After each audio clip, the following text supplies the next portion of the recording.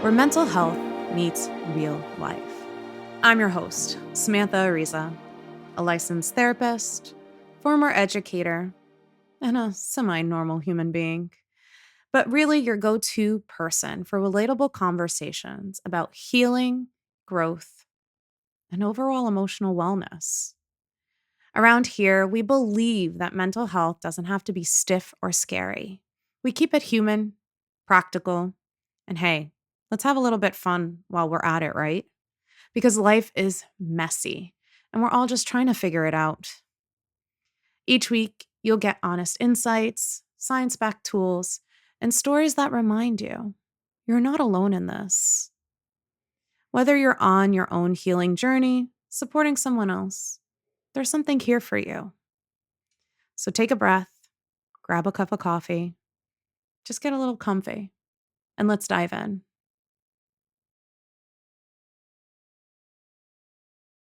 So today, let me guide you through one of the spiciest mental health hot takes out there. If they really wanted to get better, they would. Does that sound familiar? Maybe you've heard this said about someone who's struggling. Maybe. If you're honest, you've said it to yourself. But today we're going to gently dismantle that belief and look at what's really behind it. So let's be honest. This phrase sounds logical at first, right? We associate recovery with willpower and motivation. So it makes sense that people might think if you wanted to get better, you'd do the work. But that's easier said than done, and if we understood how our bodies work, it might make more sense. Have you ever wondered what's going on in your brain when you're trying to stick to a goal? Let's take a quick tour. Right behind your forehead sits the prefrontal cortex. Think of it as your personal planner. It jumps into action anytime you're making decisions or keeping your impulses in check. Meanwhile, deep inside, you've got the limbic system with the nucleus accumbens and amygdala, which is all about emotions and rewards. When you crave a treat or chase instant pleasure, that's this system calling the shots. But willpower, that's really a tug of war between the limbic system urging you for quick wins and the prefrontal cortex reminding you about the bigger picture. Sometimes the prefrontal cortex wins, and sometimes it doesn't. But dopamine is that one that we keep hearing about. And dopamine is the real motivator here. It gets you pumped up for rewards. When you expect something good, like finishing a project or eating your favorite snack, dopamine surges and gives you that energy to go for it. You'll feel even more motivated when those dopamine pathways are sparked by goals that truly matter to you. But we don't always realize that we need to get started for dopamine to actually start flowing. It isn't a precursor. It starts after we do. And don't forget the anterior cingulate cortex. It acts like a referee, spotting when your actions stray away from your intentions. When it sees trouble, it nudges the prefrontal cortex to step in and help you get back on track. If it doesn't nudge, then you might continue off track. All of these parts play a crucial role in making sure our willpower and motivation are going full force. So when these things are happening as they should, the statement, if you want to get better, do the work, makes sense and is actually feasible. The thing is, sometimes our bodies are not operating at 100%, which makes it difficult to follow through and do the work. It's like we're biologically disadvantaged. Building on our understanding of motivation's foundations, we now can examine how other physiological processes shape self-control and drive. For example, our stress response and energy. Using willpower draws upon mental energy, which is fueled primarily by glucose and oxygen. When stress hormones like cortisol rise under pressure, self-control and motivation, they may wane. However, there's another system, arousal. A balanced degree of arousal, such as manageable stress or looming deadlines, can boost motivation by activating the sympathetic nervous system. However, excessive stress redirects focus on immediate survival, making it harder to maintain long-term goals and willpower. Every exercise of self-regulation utilizes brain space, and resources. Over time, prolonged self-control can make you tired, increasing the likelihood of relying on automatic habits, whether they're good or not. Rest, sleep, and recovery play such a crucial role in restoring the body's capacity for willpower. And then lastly, we're talking about hormones and neurochemicals, which are super important because if you don't have enough of these in your body, you will struggle. You'll struggle with getting a lot of things done. For example, serotonin supports stable mood and persistence. Adrenaline triggers quick surges in energy to facilitate motivation. And endorphins sustain that effort through natural feel-good effects. By considering these physiological influences, we gain a clearer picture of the factors that help or hinder our ability to stay motivated and exercise self-control. And that's why this is a problem. This mindset of do the work oversimplifies recovery in a way that's not only inaccurate, it's harmful. Because mental health struggles, they don't play by these rules and switch up on what our bodies do in an optimum setting. So let's bring in some data. A 2016 study by DiPiero, published in the Behavior Therapy Journal, examined motivation levels in individuals with PTSD. What were the findings? That trauma-exposed individuals often experience diminished goal-directed behavior. And it's not due to laziness, but due to disruptions in the brain's prefrontal cortex and amygdala, those areas that are responsible for emotional regulation and executive functioning, which translate that trauma literally rewires the brain in a way that affects your ability to act, even when you want to. And let's talk about depression for a second. A major 2008 review by Treadway and Zold in Biological Psychiatry found that people with depression aren't just feeling sad. They experience reduced activation in the brain's reward system, which means even small tasks can feel unreachable or pointless. So no, it's not about being lazy. It's about the brain working differently when it's in survival mode. So let's get into the real heart of this hot take. Because when people say things like mental illness is just an excuse for bad behavior, or talking about doing the work to get better, they're usually referring to one of a few specific conditions. These are the disorders that people often view through a moral or behavioral lens rather than a medical or neurological one. So let's name them, explain them, and challenge the harmful stereotypes they carry. Let's take on borderline personality disorder, for example. Individuals with BPD often experience intense emotional swings and a pervasive fear of abandonment, which can contribute to unstable relationships and impulse behaviors. They may also struggle with chronic feelings of emptiness and, at times, engage in self-harm or have suicidal ideation. BPD is heavily, and let me emphasize, heavily stigmatized, even in mental health spaces, because these symptoms can deeply affect how people interact in relationships, leading to judgments about their character rather than compassion for the condition. So why is BPD heavily stigmatized, even in mental health spaces? Because the symptoms can affect how people interact in relationships that lead to judgments about their character.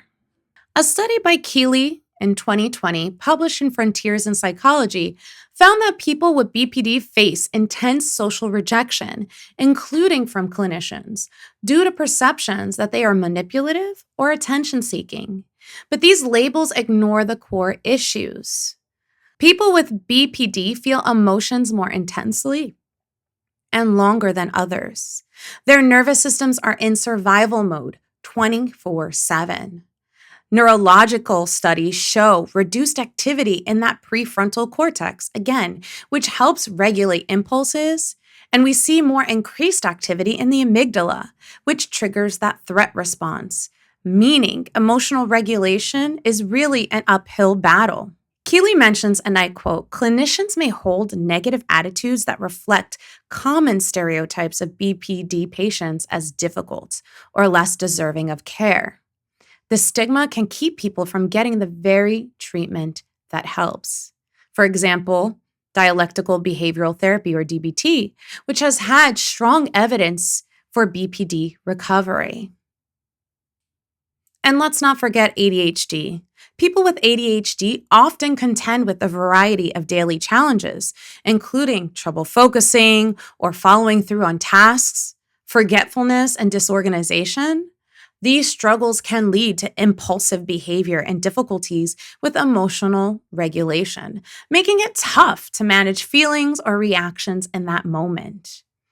Additionally, individuals may experience this persistent restlessness, or even a sense of being constantly on edge, which can disrupt routines and relationships. But these symptoms aren't just, hyperactivity. These symptoms are rooted in neurological differences, particularly in regions of the brain responsible for self-control, attention, and motivation, and are not simply a matter of willpower. For example, if we talk about that prefrontal cortex, or what we know as that self-control hub, in ADHD, the prefrontal cortex often develops or functions differently, leading to challenges with executive function like planning, organizing, resisting impulses, and sustaining attention. This means that the CEO of the brain has a harder time overriding distractions or urges, which can look like low willpower, but it's really a neurological difference. And then talking about dopamine, that motivation reward chemical. ADHD is closely linked to differences in the dopamine system. Dopamine release and transport don't work the same. So the anticipation of reward doesn't always light up the brain as strongly as it does with someone who doesn't have ADHD. That's why tasks that feel boring, delayed, or not immediately rewarding are extremely difficult to start or stick with. But when something is novel or new, exciting, and urgent, motivation suddenly skyrockets because the dopamine system starts kicking in for them. And let's talk about the anterior cingulate cortex, or that conflict monitor. People with ADHD may have a difference in how this system detects conflict or even shifts attention. This can contribute to difficulties with switching tasks, prioritizing, or noticing when long-term goals clash with their short-term impulses.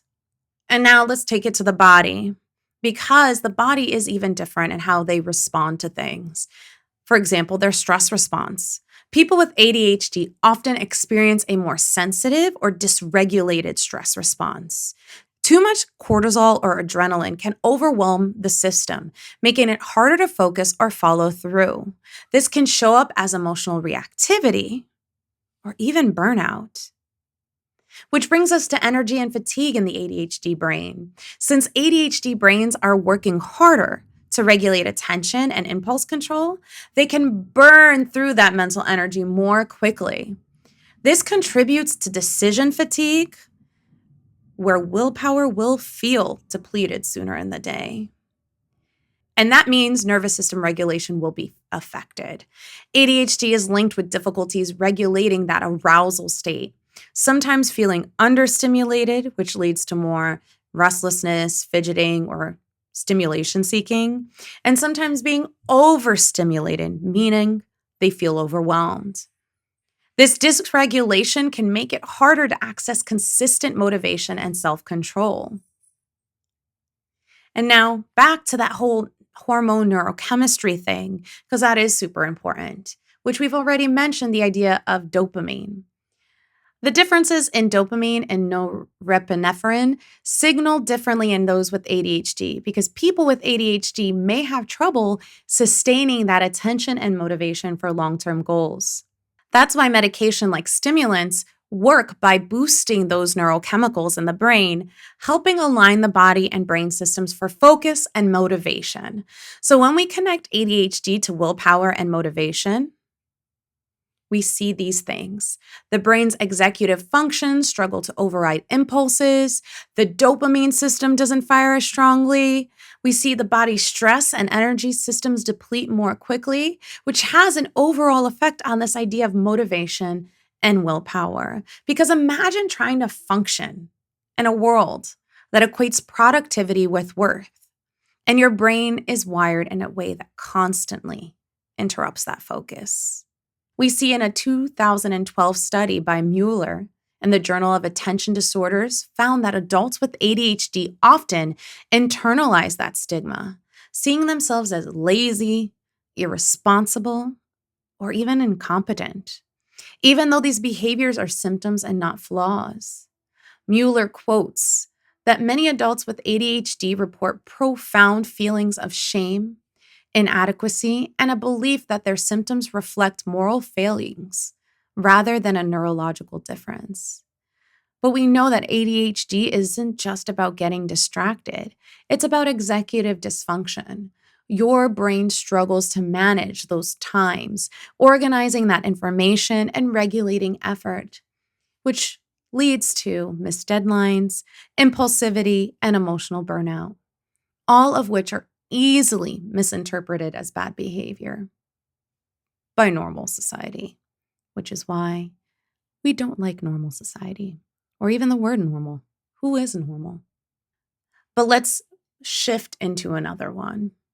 These patterns of executive dysfunction are often misunderstood, leading to unfair labeling of individuals with ADHD as lazy or irresponsible, when in reality, their brains are just struggling with the tasks that others may take for granted. This constant battle with internalized stigma and the exhausting effort to keep up can result in profound feelings of shame and inadequacy. In that same vein of thinking of shame and inadequacy, we see that people living with bipolar disorder face their own unique challenges in dealing with these things, like episodes of mania. These are periods where someone's mood is unusually elevated, like big surges of energy, rapid speech, and impulsive decisions. People may feel euphoric, overly confident, or even irritable, sometimes engaging in risky behaviors like excessive spending, substance use, or unrealistic goal setting. But then there are also episodes of depression. These phases are marked by pervasive sadness, low energy, and withdrawal from activity once enjoyed. People may struggle with feelings of hopelessness, have fatigue and difficulty concentrating, making everyday tasks feel insurmountable. And there's a cycling of these moods, which are totally unpredictable. Moving between manic and depressive states can disrupt work performance, relationships, and overall well-being. These cycles vary in intensity and duration, often leaving people and those around them confused or emotionally drained. Such intense and shifting experiences can be deeply misunderstood, contributing to stigma and delayed treatment. Recognizing these patterns is crucial for empathy and effective support, and ignoring them and putting them as some personal failings takes away from that fact. The stigma around bipolar disorder often comes from misunderstanding mania, especially when people see reckless spending or risk taking and assume it's a moral or personal issue.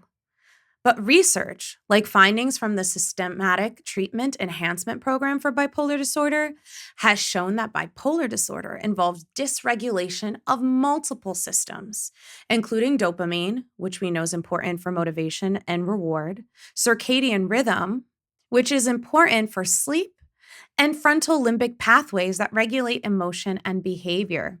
What might look like bad decisions is often someone whose brain is literally speeding ahead at 100 miles per hour without brakes. Bipolar disorder has one of the highest rates of misdiagnosis and delayed treatment, often due to stigma, fear, or not recognizing symptoms for what they truly are. And then moving on to obsessive compulsive disorder. People living with OCD are often endure intrusive, unwanted thoughts, obsessions, as we call them, that can be distressing and difficult to dismiss. In response, they may engage in repetitive behaviors or mental acts that we call compulsions in an effort to reduce the anxiety these obsessions provoke. This cycle can cause deep shame, especially when the thoughts feel weird or dark or scary, leading to fears of losing control or even harming others. These feelings are not a reflection of the person's character, but rather a manifestation of the disorder itself, making daily life feel overwhelming and isolating. The most common myth we know about OCD? That OCD is just about being super clean or liking things organized. The truth? OCD can be crippling, and people with it often hide their compulsions due to fear of judgment. A 2010 study by Rackman and De Silva found that most people with OCD are highly aware of the irrationality of their thoughts and are suffering because they can't stop them, not because they don't want to. OCD is deeply rooted in the way the brain processes anxiety and threat perception. Neurological studies show that certain brain circuits, especially those involved in error detection and emotional regulation, become overactive, making it hard to dismiss intrusive thoughts and fueling compulsive behaviors.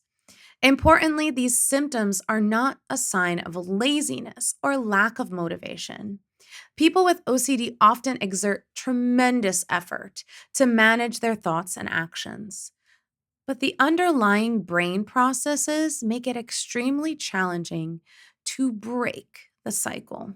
And when OCD rituals interfere with work or relationships, others might see the person as obsessive, controlling, or even selfish.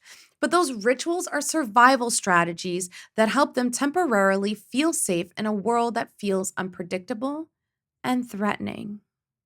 And OCD falls under an anxiety disorder. So it is based in anxiety, and those compulsions are just about that relief for just a moment.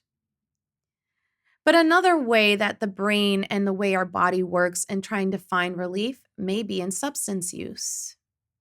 And substance use disorders are characterized by a persistent pattern of repeated use, even when it leads to negative consequences in a person's life. Individuals may experience those intense cravings, develop tolerance to the substance, which means that requires increasing amounts to achieve that same effect.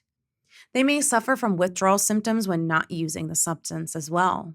And these patterns often occur in cycles of relapse and recovery, making long-term change especially challenging. Additionally, substance use disorders frequently co-occur with trauma, anxiety, or depression, which further complicates both their recognition and treatment. And this is one of the most stigmatized, and when I say stigmatized mental health conditions, and the one most likely to be moralized. The idea that they choose this or they just don't care really ignores the reality of what's going on. Substance use disorder is often rooted in pain, trauma, and attempts at self-regulation. At the core of substance use disorder is the brain's reward system, where dopamine, that whole important one that we've been talking about this whole time, a neurotransmitter associated with that pleasure and motivation and willpower part of our brain, plays such a pivotal role. When a person uses drugs or alcohol, these substances trigger a surge of dopamine, producing a sense of euphoria or relief that the brain quickly learns to crave. Over time, these repeated uses can actually rewire that reward pathway, making the brain less responsive to natural sources of pleasure and more dependent on the substance to feel normal. This biological shift helps explain why quitting is so difficult. And cravings are not just physiological, but are deeply rooted in changes to the brain's chemistry and reward circuits. And if you've read that book, Dopamine Nation, it really goes into substance use disorder and the reward pathways and the dopamine system. But it talks a lot about the idea of how dopamine and that dopamine system has been hijacked by a lot of things in society now. Our cell phones, and social media. We could talk about caffeine. We could talk about exercising. Um, we can talk about even like reading certain books, anything that gives us that extreme high and extreme boost of dopamine with little effort is going to hijack that system and kind of create this bad pattern for us in the future. A 2014 study in addiction by Livingston showed that public stigma leads to reduced treatment seeking and increased shame, which actually worsens outcomes and increases relapse rates.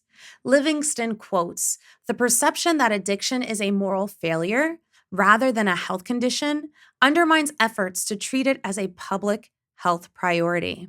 At the end of the day, substance use disorder is not a failure of willpower. It's a condition shaped by environment, neurobiology, trauma, and a lack of access to care." Because these are not excuses. These are clinical, diagnosable conditions, each with clear symptom profiles, measurable neurobiological differences, evidence-based treatments, and very real barriers to recovery. The stigma that surrounds them, especially the belief that people aren't trying hard enough, only makes healing harder. Recovery isn't just about desire. It's also about access, resources, and support. Let's name a few real-life barriers. For example, no insurance or money for therapy or medication, lack of transportation to the places they need to go to get the support, living in an unsafe environment. Maybe they have caregiving responsibilities. They're full-time caregivers, which means they don't have as much free, flexible time.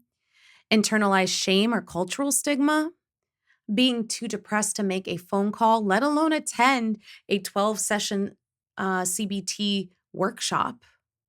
A 2021 Mental Health America report found that over 54% of adults with a mental illness received no treatment. And here are some of the top reasons that they found for it: cost, limited providers, long wait lists, and fear of being judged. So the idea that if they wanted to get better, they would, completely ignores the real obstacles many people face. Instead of blaming someone for struggling, what if we got curious? What if we said, I wonder what support they're missing? What's blocking them from healing right now? And how can I hold space without judgment? And if you're someone who feels this way about yourself, like you should be trying harder or you're just making excuses, I want you to hear this loud and clear. Struggling doesn't mean you're weak. It means you're human. Healing is not a straight line. It's not linear. It's messy. It's complex. It has its ups and downs. And at the end of the day, it is totally valid. So when we're talking about that phrase, if they really wanted to get better, they would, this might come from frustration, fear, or misunderstanding. But it doesn't really hold up when we look at the brain science, the systemic barriers, and the real lived experiences behind mental health. So let's retire it and replace it with something more compassionate, more curious, and more true. If this episode resonated with you, I'd love to hear your thoughts. You can DM me at Ariza Inspire on Instagram or share this episode with someone who needs a reminder that healing is not about trying harder. It's about having that support, safety, and patience that you oh so deserve. And thanks for spending time with me. Until next time, be kind to your brain.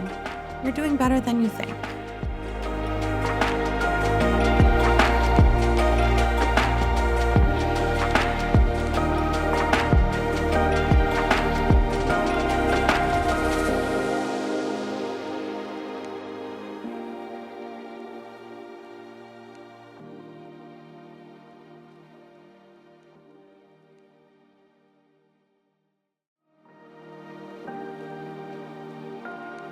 Can't wait for next week?